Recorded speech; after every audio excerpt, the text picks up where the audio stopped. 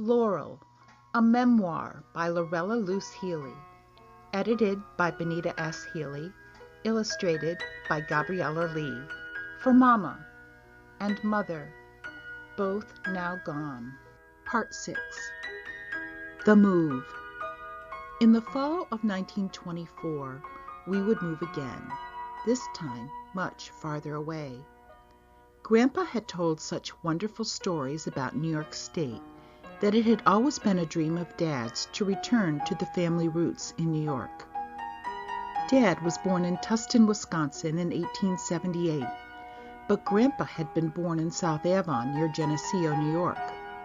Dad, P.T., and Ken left to seek a new life, new work, and new home for us. It was quite an adventure for Mother, Maybelle, Sanford, and me.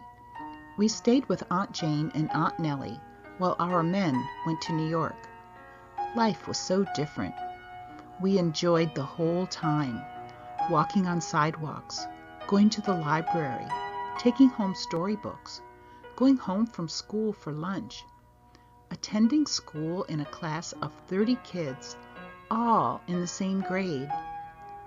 Downtown Oshkosh was full of big stores, and cars filled streets lined with streetlights. In March, Dad wrote that he had found a real nice farm. We left Oshkosh one chilly evening. All of our relatives saw us off. They gave us gifts, cookies, and candies for our trip. In Chicago, we had a long wait. We were coughing most of the time. Mother asked a policewoman to watch us while she went in search of cough syrup. It was after midnight when the old Erie engine headed us east for New York. We reached Alfred Station, New York, at 9 o'clock that night. We were the only ones who got off the train. Dad and Ken were there. They tucked us all snug in the sleigh and headed for our new home. The horses were two big, beautiful blacks. We had never seen so much snow. It seemed as though we were always going uphill. Sometimes the snow was so deep we left the road and went through pastures. Finally, we pulled up by a big white house. This was home. P.T. opened the door and welcomed us. He had hot chocolate and frosted chocolate cookies for us. I think the men were as glad to see us as we were to see them. 1928. I had lived a dozen years. It was April 1928. I was in the barn at milking time with Dad, P.T., and Ken one afternoon as rain fell like a veil outside the open barn door. It was cozy inside, and I knew it would be cozy in the house as well when we went in for supper with Mom, Sis, and Sandy. It's April 1928. I'm 12 years old, I thought, watching the rain and listening to the cows, and I'm completely happy. Epilogue. Laurel died at home in Henrietta, New York on December 10th, 2007. She was 92.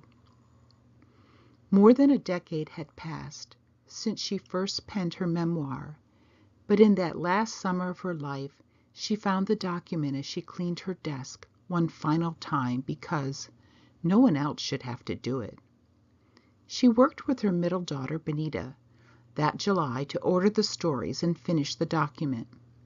Publication became her dying dream. The girl, so happy at 12 as Laurel ends, knew poverty and struggle during the Great Depression that struck the following year. Bright, she was class salutatorian and served as president of the Allegheny County 4-H in high school.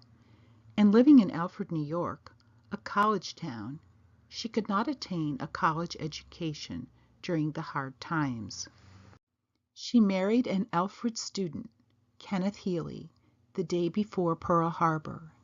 He left for war so quickly they never actually lived together before Ken donned a uniform. Laurel, or Lolly as she had become known, endured 4 years of waiting for war to end and life to begin. Begin life did, bringing personal tragedy. A firstborn daughter, Susan, died of kidney disease at 4. Other children included one son, Kenneth James, and daughters Bonita and Elaine. Lolly and her husband Ken were Sunday school superintendents at East Henrietta Baptist Church for 17 years in the 1950s and 60s. An active Granger, she served as lecturer first in Alfred and later in Honeoye Falls, New York. At the time of her death, she had 3 children, 9 grandchildren, and 2 great-granddaughters. More greats would come. The end.